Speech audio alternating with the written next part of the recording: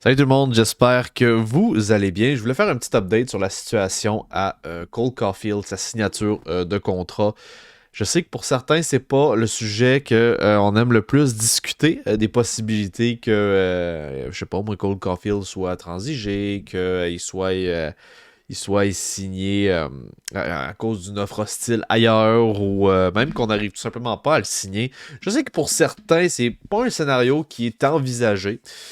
Mais je pense qu'il y a une chose qui est claire, qui est certaine, je crois, à mon avis, c'est que on n'assistera pas à une signature de contrat avant le début de l'été pour Cole Caulfield. Donc, je pense pas qu'on va avoir une signature de contrat d'ici la fin de la saison, dans son cas. Je sais qu'il y en a beaucoup qui ont été d'avis qu'il fallait le signer le plus tôt possible, le plus rapidement possible, parce qu'il allait nous coûter de plus en plus cher au fur et à mesure que la saison allait avancer. Et je pense que vous aurez raison, ceux-là qui disaient ça. Vous allez avoir raison. Parce que va falloir avoir les poches pas mal creuses pour signer Cole Caulfield, si vous voulez mon avis, très très prochainement. Sinon, ben, vous le savez, on peut quand même risquer de le perdre par plusieurs autres moyens.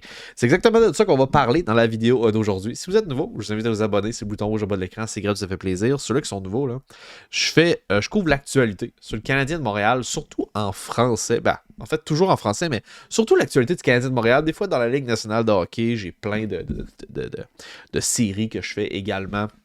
Je vous invite à prendre quelques minutes pour aller regarder. Et puis, si jamais ça vous intéresse, bouton rouge au bas de l'écran, c'est gratuit, ça fait extrêmement plaisir. On est une des rares chaînes francophones à faire ce genre de contenu-là en français. Sur ça, on va sauter un peu là-dessus, guys. À commencer par... Ça, c'est un article qui est sorti il y a 3 semaines disant que, bon, les dernières informations, ça datait du 15 décembre, les dernières informations sur le contrat de Cole Caulfield, ça disait que ça avait commencé. Ça disait que ça avait commencé, les négociations, il y a 3 semaines, les pourparlers qui étaient... ça fait déjà un bon bout de temps, probablement, qu'ils parlent de ce contrat-là, mais de façon officielle, ça commençait il y a environ 3 semaines. Je sais pas si c'est dans l'optique d'en arriver à un accord cette saison. Mais un détail que j'avais complètement oublié, par exemple, et qui fait énormément de sens, c'est que, d'après l'article, en tout cas, qui est mentionné ici, là, on attendrait d'avoir des nouvelles, des négociations également par rapport au contrat de Trevor Zegras chez les Ducks d'Anaheim. Trevor Zegras qui... somme toute, est un joueur qui ressemble quand même à Cole Caulfield. C'est sûr que les deux joueurs ont leurs propres attributs à chacun qui sont... c'est comme, mettons, selon moi, Trevor Zegras beaucoup plus manieur, beaucoup plus spectaculaire. Cole Caulfield beaucoup plus du côté franc-tireur. Mais quand même, ils appartiennent les deux, selon moi, à la catégorie des francs-tireurs. Des joueurs qui se ressemblent quand même beaucoup. Et puis, le pont entre les deux joueurs, c'est Pat Brisson. Ils ont le même agent.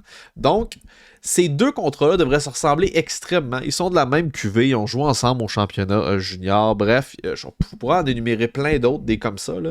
Il y a beaucoup de parallèles qu'on peut faire entre ces deux joueurs de hockey qui connaissent également du succès, qui se comparent également avec leur équipe.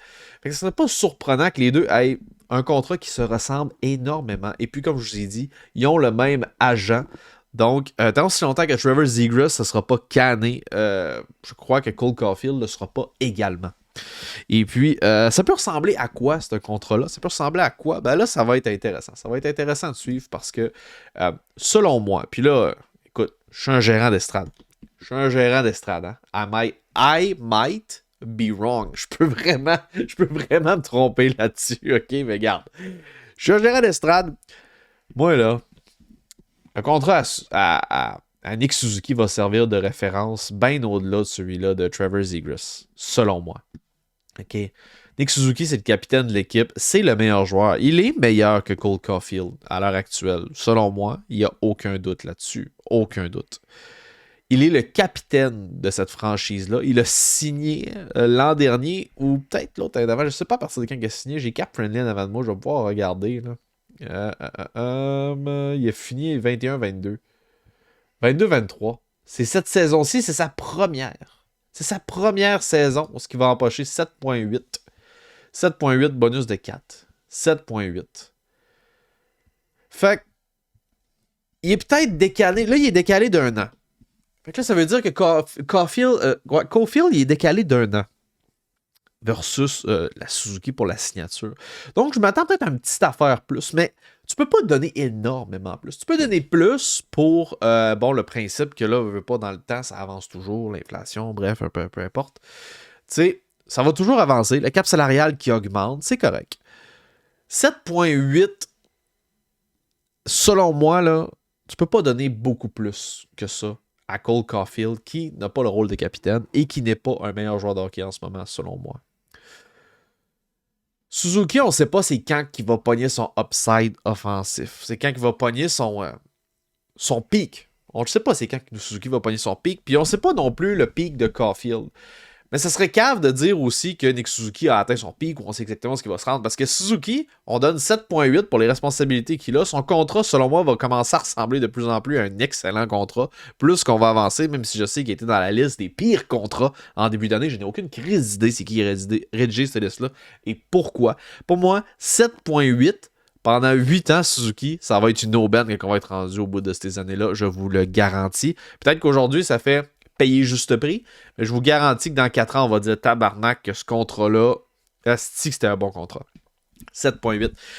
Cole Caulfield aussi, l'argument de dire que Cole Caulfield, on ne connaît pas son plein potentiel, il va continuer à monter, Suzuki, c'est la même affaire. Fait que ce que j'essaie de te dire, c'est que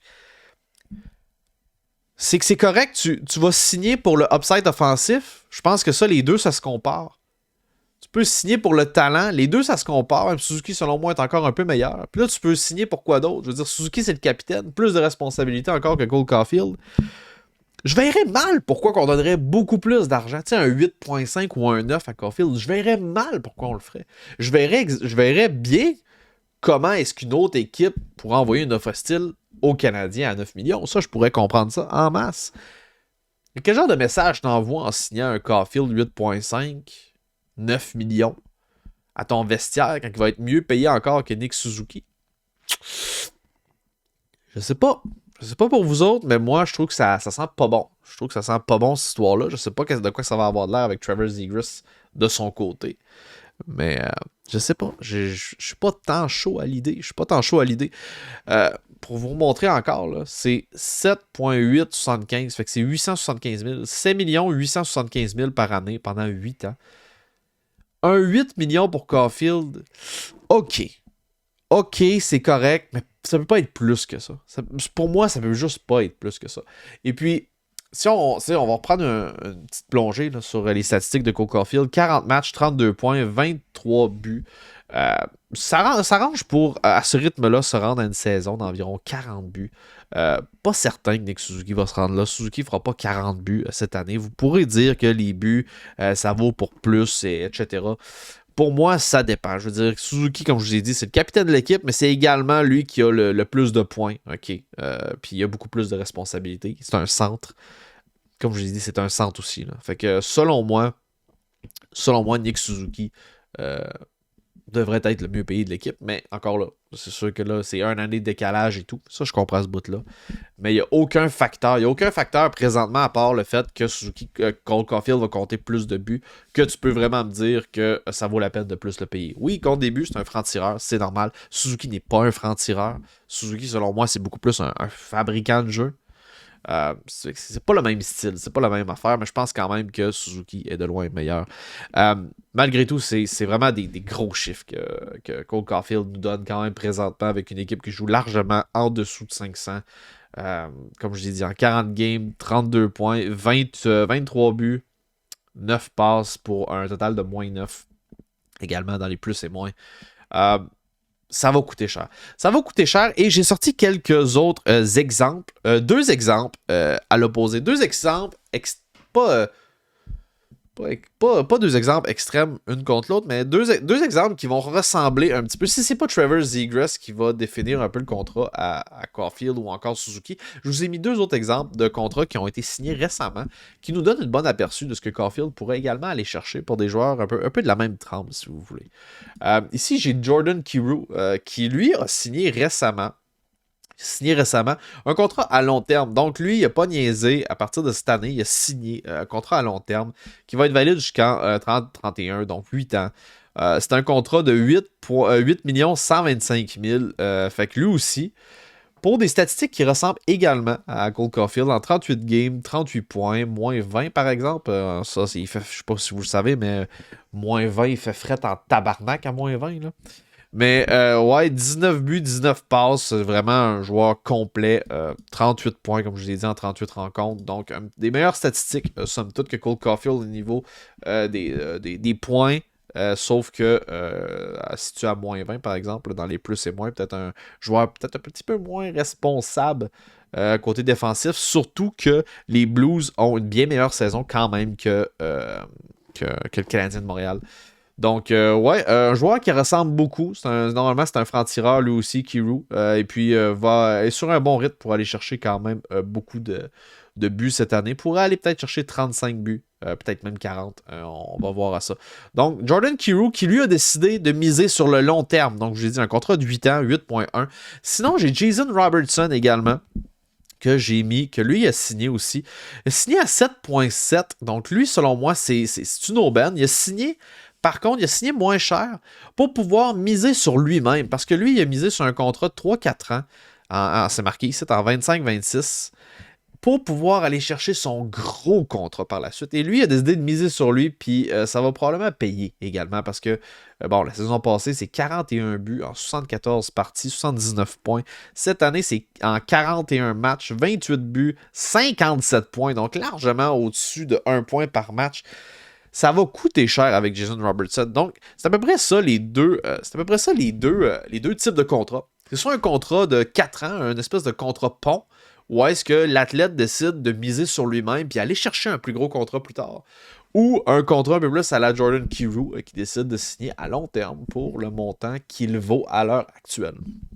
Donc, ça va ressembler pas mal à ça. Sinon, je vous donne un petit extra, là. J'ai vu ça. Oui, je sais que c'est Hockey 30, le mouton noir du hockey. C'est pas nécessairement la référence numéro 1, mais bon, c'est pas grave parce qu'il y a... il parle pas, là. Je veux dire, dans son article, il parle pas. C'est vraiment juste un fait qui relate, qui est quand même assez intéressant. Dans le podcast de Tony Marinaro, il avait invité Grant McGart, qui disait que ça serait peut-être une possibilité d'échanger Caulfield... Je vais arrêter ça. D'échanger Cole Caulfield pour... et puis les deux premiers choix que le Canadien détient pour Connor Bedard.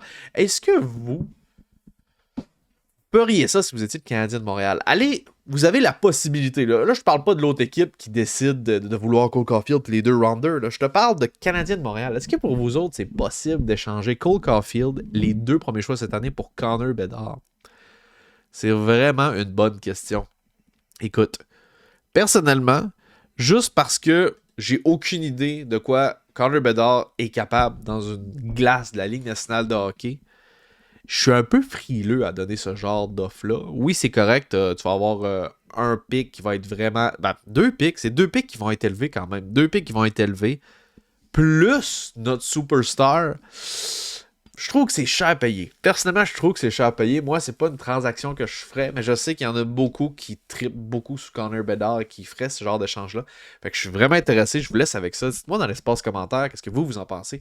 Est-ce que vous échangeriez? Vous êtes le Canadien. Je te parle pas de l'autre équipe. Là. L'autre équipe, elle prend, là, ce deal-là. Je te parle du Canadien. Est-ce que vous échangeriez Cole Caulfield et les deux choix de première ronde de cette année pour Connor Bedard? Je sais pas. Moi, personnellement, je le ferais pas. Parce que je sais qu'est-ce que Caulfield vaut présentement. Je sais qu'est-ce qu'il peut donner. Je suis très satisfait avec ça. Je suis très à l'aise avec ça. Puis je pense que nos deux choix, je pense que le set en tout vaut la peine. Peut-être que vous allez me dire, ouais, mais Connor Bedard, c'est générationnel. C'est un McDavid. C'est un Crosby. Peut-être que c'est ça. Mais, je sais pas.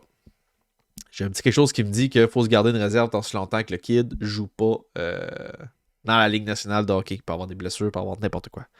J'espère que vous aurez apprécié cette vidéo-là, guys. Ça fait toujours plaisir d'être avec vous. Si vous êtes nouveau, c'est le bouton rouge en bas de l'écran. C'est gratuit. Ça fait extrêmement plaisir. Sur ce, nous on se revoit très bientôt. Peace out, guys.